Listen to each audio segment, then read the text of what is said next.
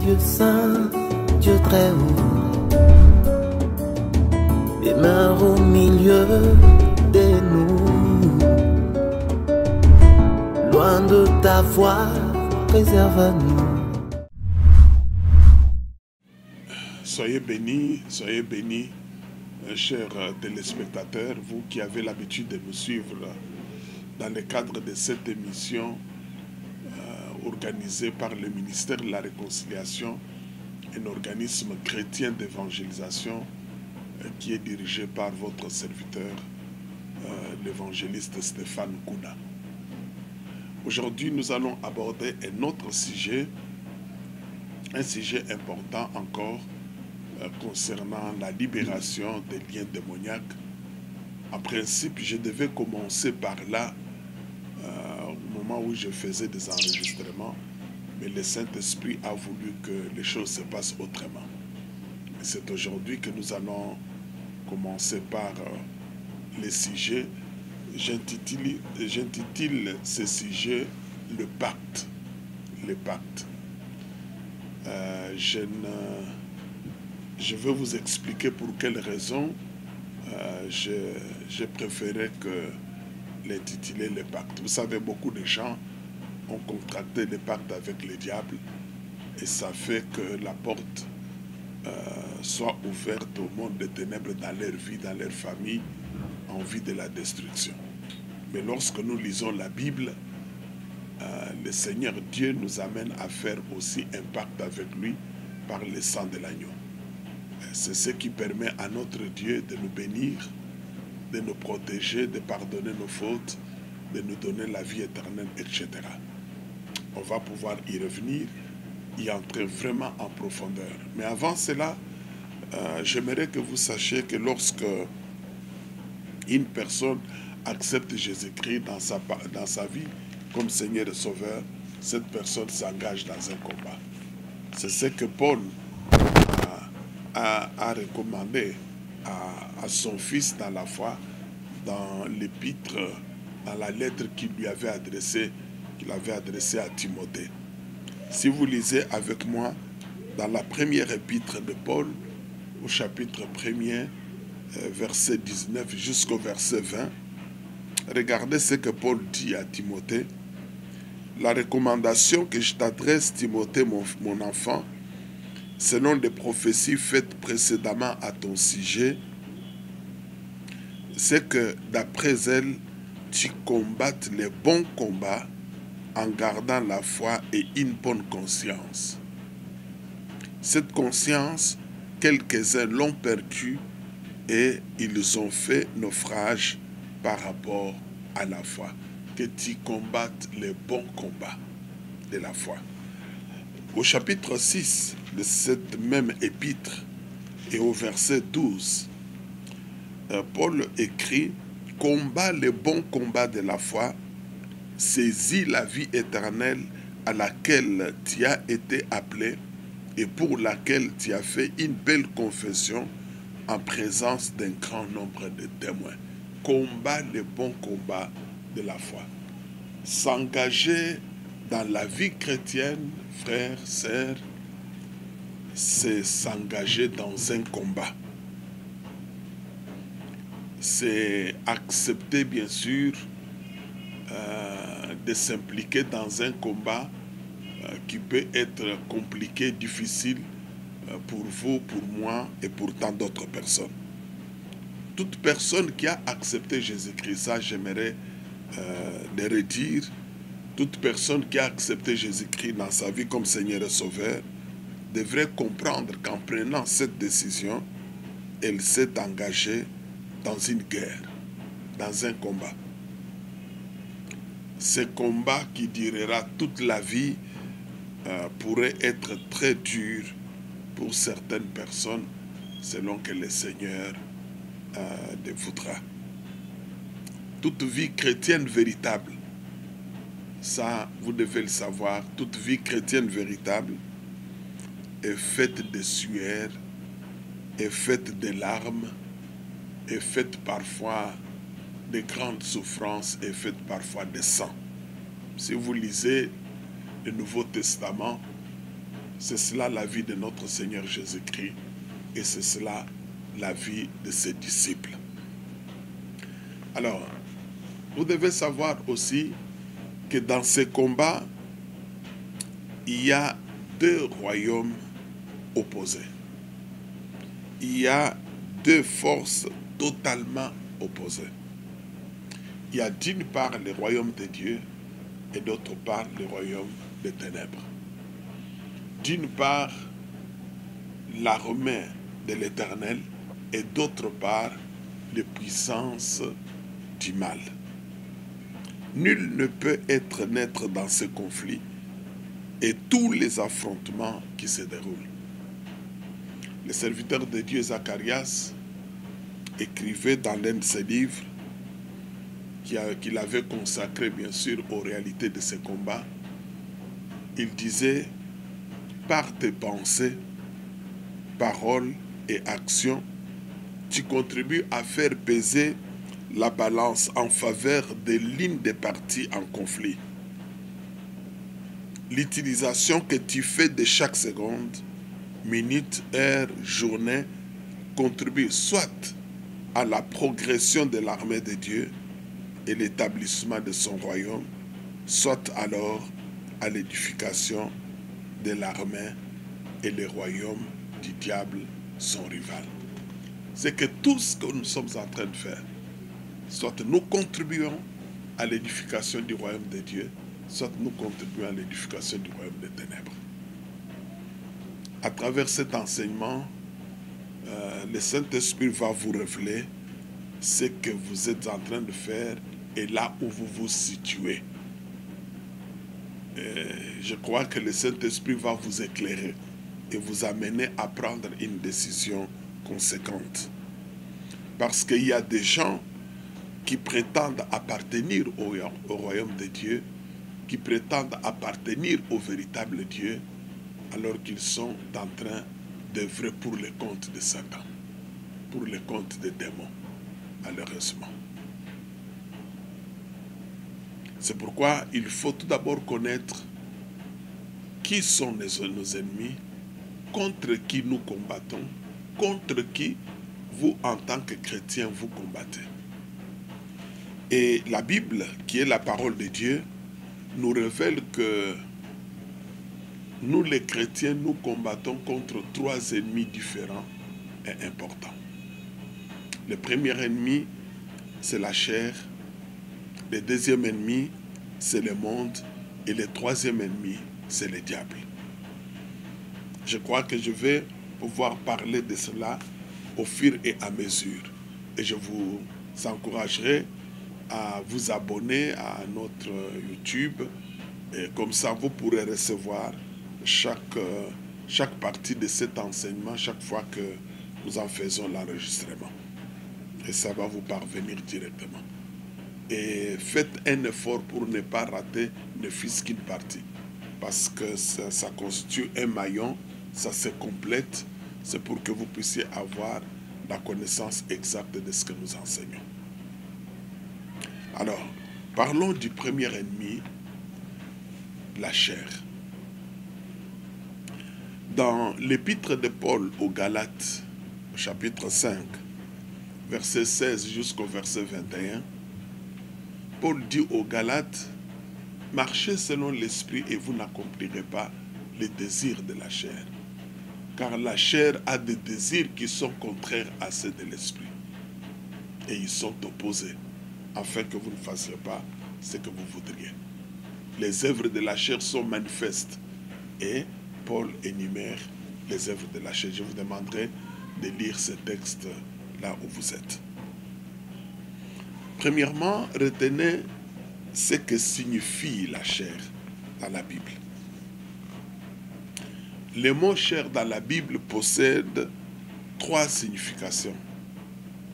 La première signification, la chair, lorsqu'on parle de la chair dans la Bible, ça peut être le muscle du corps de l'homme, de l'animal, c'est-à-dire toute la partie molle du corps. Mais la deuxième signification de la chair dans la Bible, c'est tous les êtres faits de chair. Tous les êtres faits de chair. Et la troisième signification, c'est la nature humaine privée de l'Esprit de Dieu, le moi incapable de faire le bien. C'est que c'est l'homme naturel dans son ensemble, avec tous ses appétits, tous ses désirs, tournés vers le mal. C'est ça. C'est cette nature-là privée de l'Esprit de Dieu, cette nature-là corrompue, qui fait la guerre à celui qui a accepté Jésus-Christ comme Seigneur et Sauveur. Et lorsque la Bible parle, bien sûr, de cette chair, rappelez-vous l'apôtre Paul, lorsqu'il s'adresse aux Thessaloniciens, dans 1 Thessaloniciens 5, verset 23, il dit que notre chair, notre corps est constitué de 3 parties. Il y a tout d'abord le corps, la partie visible, qu'on appelle en grec soma. Cette partie est constituée bien sûr de la chair, constituée bien sûr de tout ce qui est visible, des os, etc. Mais il y a aussi la deuxième partie, c'est l'âme, psyché en grec. L'âme, c'est cette partie qui permet la communion avec son prochain. Ça possède 3 facultés, l'intellect, les sentiments et la volonté. L'âme, c'est ce qui fait l'identité même de la personne. C'est la partie immatérielle qui rend l'homme conscient de ce qu'il est et le distingue des autres. Et la troisième partie, soulignée par l'apôtre Paul, c'est l'esprit. En grec, on appelle cela pneuma. Pneuma en grec. Et cette partie permet la communion avec Dieu ou avec le monde des esprits. Et ça possède aussi 3 facultés. L'esprit, dans l'esprit, il y a la conscience, ce qui fait distinguer le bien et le mal. Il y a l'intuition, ce qui permet à une personne de prendre conscience de certaines réalités sans passer par les 5 sens, sans passer par la conscience. Et la troisième faculté, c'est l'adoration. L'adoration, c'est cette faculté qui permet à l'homme de vénérer, qui permet à l'homme d'adorer le créateur ou la créature. Dans chaque homme, il y a cet aspect de choses. Alors, lorsqu'on parle de la chair qui lutte contre les chrétiens, c'est l'ensemble de l'être humain, corps, âme, esprit, hostile à Dieu et tourné vers le mal, c'est-à-dire qui n'est pas soumis au Saint-Esprit. Pour quelle raison? Parce que lorsque quelqu'un, avant que nous n'acceptions Jésus-Christ dans notre vie comme Seigneur et Sauveur, nous étions constitués de ces 3 parties corrompues depuis le péché d'Adam et Ève. Mais lorsque nous nous sommes repentis, nous avons accepté Jésus-Christ dans notre vie, l'Esprit de Dieu est venu à nous. Et soudain, il est apparu à nous 2 parties diamétralement opposées. D'une part, il y a ce que la Bible appelle la chair, ou bien le vieil homme, l'homme ancien, qui pousse l'homme à faire ce qui est contraire à la volonté de Dieu. Et deuxièmement, il y a l'homme nouveau, l'Esprit de Dieu que nous avons reçu à nous, qui pousse aussi l'homme à faire, ce qu'est la volonté de Dieu. Alors, entre les deux, il y a maintenant un combat qui s'engage. Le vieil homme pousse l'homme vers ce qui est mal, et l'homme nouveau, l'homme intérieur reçu de Dieu à la conversion, nous pousse vers ce qui est bien. Et ça, c'est le premier combat. Le premier combat que le chrétien est appelé à livrer ne se situe pas en dehors de lui-même. Ça se situe en lui-même. Ça se situe en lui-même. C'est le combat entre le bien et le mal, le combat entre le vieil homme et l'homme nouveau que nous avons reçu de la part de notre Dieu. Et c'est pourquoi la Bible nous dit, nous devons marcher selon l'esprit et nous n'accomplirons pas les désirs de la chair. Ça veut dire, nous devons nous soumettre au Saint-Esprit. Nous devons nous soumettre à ce que l'Esprit de Dieu désire. Alors, maintenant, la Bible explique les réalités de ce combat Et la Bible nous montre des œuvres liées à la chair. Dans Galates 5, que j'avais cité vers le début, on dit que les œuvres de la chair, c'est la débauche, c'est l'impureté, les dérèglements, l'idolâtrie, la magie, les rivalités, les querelles, les jalousies, etc. Il y a beaucoup d'autres choses liées à la chair. Et lorsque quelqu'un se livre à ces choses, des divisions, des sectes, l'envie, l'ivrognerie, les excès de table et les choses semblables, et cette personne se laisse dominer par la chair, même si elle prétend être enfant de Dieu, mais dans les combats spirituels, la personne est déjà vaincue par la chair. Alors, qu'est-ce qu'il faut faire pour vaincre la chair? Comment vaincre la chair? Quelques conseils. Les premiers conseils que je voulais donner pour vaincre la chair, si vous voulez remporter la victoire sur votre chair, la première chose, repentez-vous et prenez la décision d'accepter Jésus-Christ comme Seigneur et Sauveur. Je sais qu'il y a des gens qui n'ont pas encore accepté Jésus-Christ, qui vont suivre cet élément, mais ils sont esclaves de la chair, esclaves des œuvres de la chair, l'immoralité, les envies, les convoitises et beaucoup d'autres choses, les mensonges. Mais ils se demandent qu'est-ce que je dois faire pour vaincre la chair. Pour vaincre la chair, la première chose, il faut se repentir. Il faut reconnaître que vous êtes pécheur, que vous êtes perdu dans vos péchés. Il faut demander pardon à Dieu.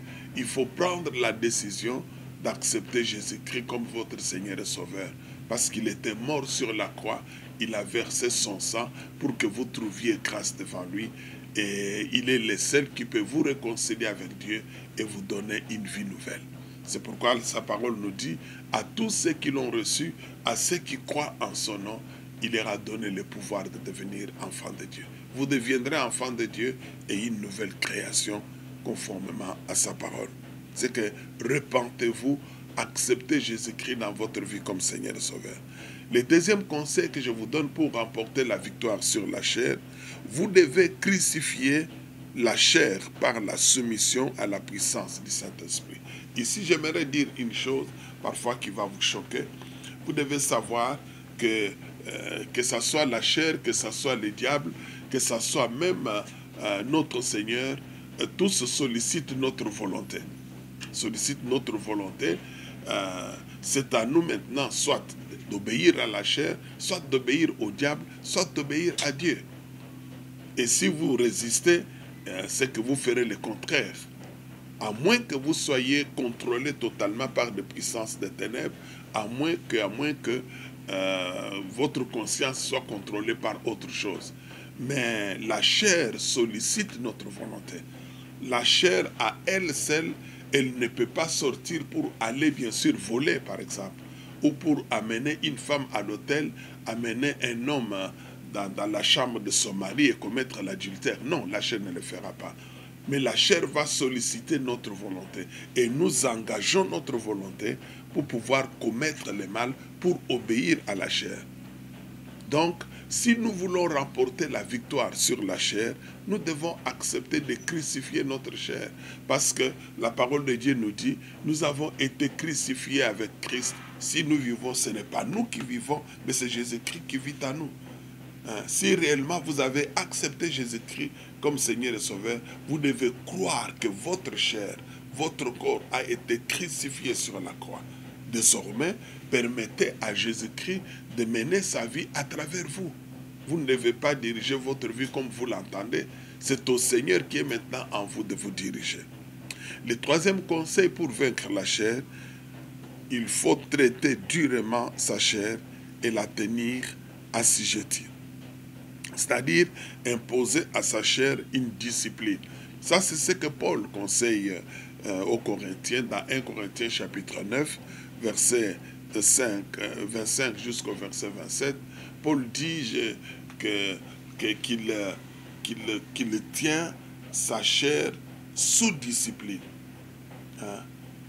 Je traite durement ma chair pour ne pas être rejeté après avoir prêché aux autres. Il y a des gens qui sont eux-mêmes esclaves de la chair. Chaque fois qu'ils se réveillent, ils demandent à leur chair comment vous vous sentez. Comment vous voulez que je me comporte? Vous devez savoir, frères et sœurs, ce n'est pas votre chair qui a été régénérée, mais c'est votre esprit. Lorsque l'Esprit de Dieu est venu en vous, l'Esprit de Dieu vous a renouvelé votre être intérieur. C'est que c'est à votre esprit de dicter, de montrer à votre chair ce qu'elle doit faire. C'est à votre chair de se soumettre à votre esprit. Ce n'est pas à votre esprit de se soumettre à la chair. Non. C'est à vous de dicter à votre chair ce que vous ne devez pas donner à votre chair tout ce qu'elle demande. Toute convoitise, toute envie, tout ce qui se présente. Non. Un enfant de Dieu, il est révolutionnaire dans son être intérieur. Et son être intérieur influence son être extérieur, partout où il s'en va. C'est pourquoi nous devons traiter durement notre chair. Je peux donner un exemple. Parfois, vous êtes allé au lit à 22h et arrivé, vous avez envie de vous réveiller à 1h, 2h du matin pour la prière. Une fois réveillé à ce moment-là, votre chair vous dira non, vous êtes encore fatigué, dormez encore un peu, même pendant 1h, même pendant 2h, et tout ça, tout ça. C'est que là, vous vous retrouvez, soit vous obéissez à votre chair, soit vous dictez à votre chair ce qu'elle doit faire. Celui qui obéit à sa chair, qu'est-ce qu'il va faire? Bon, comme ça, je dors encore pendant 1h, et après 1h ou 2, je vais me réveiller. Mais celui qui dicte à sa chair ce qu'il veut que sa chair fasse, il va se réveiller. Il ne va pas écouter ses doléances de la chair, il va se réveiller, il va rester pendant 1h, 2h devant le Seigneur pour contempler sa magnificence et pour l'adorer. Il faut traiter durement votre chair. Et vous verrez que si vous avez l'habitude de traiter durement votre chair se soumettra. Votre chair finira par obéir à ce que votre esprit désire. Le quatrième conseil que je voulais vous donner, vous devez vous affectionner aux choses d'en haut. Ça, c'est dans Colossiens 3, versets 2 à 5. Affectionnez-vous aux choses d'en haut. Aimez ce qui est au ciel. Aimez ce que Dieu aime. Aimez le Seigneur Jésus-Christ de tout votre cœur. Aimez Dieu de tout votre cœur. Et l'amour de Dieu se traduit par l'obéissance à sa volonté. Se traduit par la méditation de sa parole, la méditation quotidienne. Se traduit par une vie de prière permanente. Se traduit par la marche selon l'Esprit, par l'obéissance aux directives du Saint-Esprit. L'amour pour Dieu se traduit par l'attachement à son Église, l'attachement à ses serviteurs, à ses servantes, l'attachement à l'assemblée des saints. C'est ça l'amour pour Dieu. Lorsque vous vous affectionnez aux choses d'en haut, et vous allez voir que vous subirez une influence positive et le Saint-Esprit va agir pour que vous puissiez remporter la victoire sur la chair. Mais j'aimerais que vous puissiez savoir, avant de tourner la page à ce chapitre sur la chair, il n'y a que le Seigneur Jésus-Christ seul qui peut vous aider à remporter la victoire sur la chair. S'il arrive que vous obéissez à la chair, par exemple en suivant des films pornographiques ou même en mentant, en faisant ceci ou cela, qu'est-ce que vous devez faire? Repentez-vous. Demandez pardon au Seigneur. Demandez au Saint-Esprit de reprendre le contrôle de votre vie, de vous remplir de sa présence. Prenez la décision de renoncer. Demandez au Seigneur de vous aider à remporter la victoire sur tout ce que la chair voudrait faire ou est en train de faire dans votre vie. Vous ne devez pas être esclave de la chair en tant qu'enfant de Dieu. Si vous êtes esclave de la chair, vous devez savoir que vous êtes en train d'ouvrir la porte à l'intrusion démoniaque et le monde des ténèbres risque de s'infiltrer et de faire n'importe quoi. La situation peut s'aggraver, peut s'empirer. Parce que cet aspect de combat contre la chair, ça fait parfois appel, ça attire les démons, ça attire les puissances des ténèbres. Mais au départ, les démons ne sont pas là. Au départ, les démons ne sont pas là. Beaucoup d'enfants de Dieu confondent les combats contre les démons et les combats contre la chair. Ils pensent que la faiblesse qu'ils manifestent dans leur chair, cette faiblesse-là provient des démons, alors que ça vient de la chair. Mais les démons peuvent profiter de cette occasion pour s'infiltrer et commencer à faire n'importe quoi.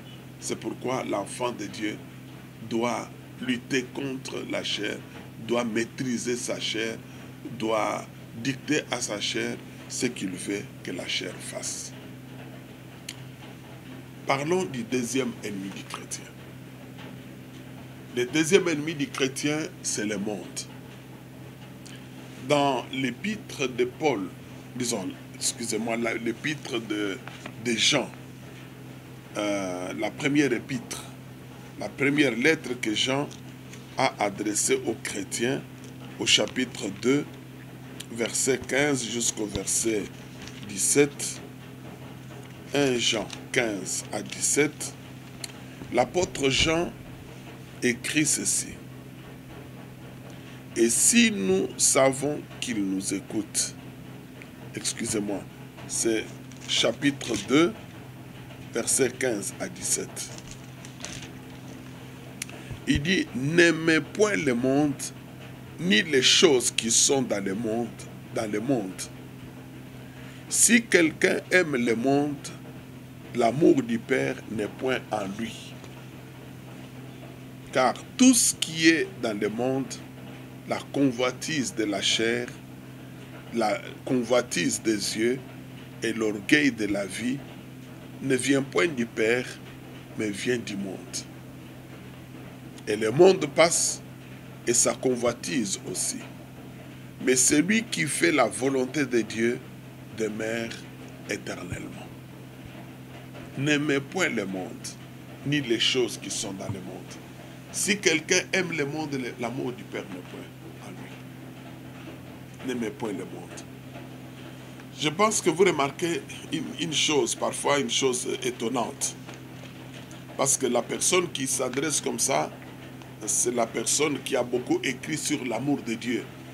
C'est l'apôtre Jean qui a révélé que Dieu est amour. L'amour pour Dieu, ce n'est pas seulement dans son caractère, dans son attribut, mais c'est aussi sa nature. Dieu est amour. Dieu aime, car Dieu a tant aimé le monde qu'il a donné son Fils unique. Et il recommande même à ses enfants d'aimer même leurs ennemis. Aimez les ennemis, aimez vos ennemis. Aimez ceux-là qui vous maudissent. Bénissez-les. C'est que Dieu nous recommande d'aimer tout le monde. Mais chose étonnante, lorsqu'il s'agit du monde ici, Dieu dit, n'aimez pas le monde, ni les choses qui sont dans le monde. Ah, frères et sœurs, si vous voyez le Tout-Puissant dire n'aimez pas, faites très attention. Pour quelle raison le Dieu d'amour nous demande de ne pas aimer? Ce qu'il nous demande de ne pas aimer, ça c'est un ennemi. Il y a quelque chose qui se cache derrière, il y a un danger. Il dit n'aimez pas le monde, ni les choses qui sont dans le monde. Si quelqu'un aime le monde, l'amour du Père n'est point en lui. Pourquoi le Dieu d'amour nous recommande à ses enfants de ne pas aimer le monde? Il y a plusieurs raisons. Avant de parler de ces raisons, j'aimerais tout d'abord vous parler de ce monde que nous ne devons pas aimer. Ce monde qui est devenu notre ennemi.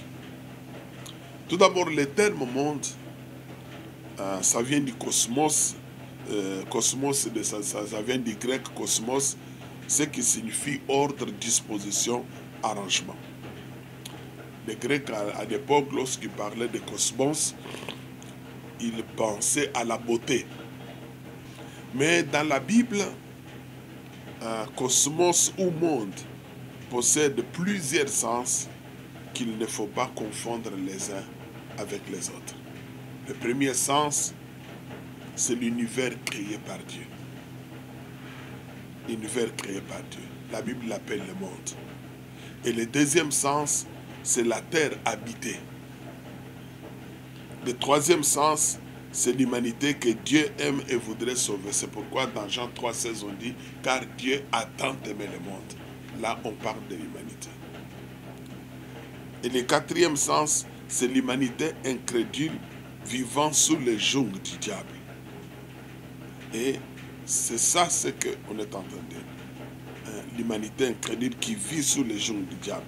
C'est le système mondial gouverné par Satan selon les principes universels de force, de cupidité, d'égoïsme, d'orgueil et même de licence. C'est ce monde-là qui combat contre les chrétiens. Le monde dont Jean parle ici, ce ne sont pas des êtres humains que nous voyons et tout ça, bien que les êtres humains soient utilisés par les diables, mais il s'agit d'un système que le diable a mis en place. Qui passe par tout ce que nous voyons, qui passe par des principes universels de force, de cupidité, d'égoïsme, d'immoralité, etc. C'est que toutes ces choses-là, c'est ça le monde. Et sous des dehors religieux, culturels, scientifiques et même artistiques, ce monde est en proie aux rivalités et aux ambitions nationales et commerciales. Et lorsque le serviteur de Dieu, Watchman Nee, parle de ce monde, lui, il est défini ainsi. Il dit, le monde, c'est l'ensemble des biens, des dons, des richesses, des avantages, des plaisirs, bien que vils et passagers, qui excitent nos désirs et nous éloignent de Dieu, de manière que ces choses sont un obstacle à la cause du Christ. C'est l'ensemble de toutes ces choses-là qui nous éloignent bien sûr de Dieu.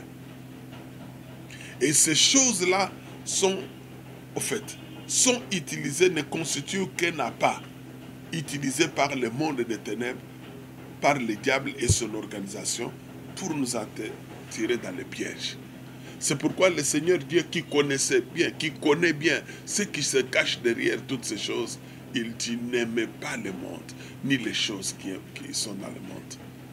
Si quelqu'un aime le monde, l'amour du Père n'est point en lui.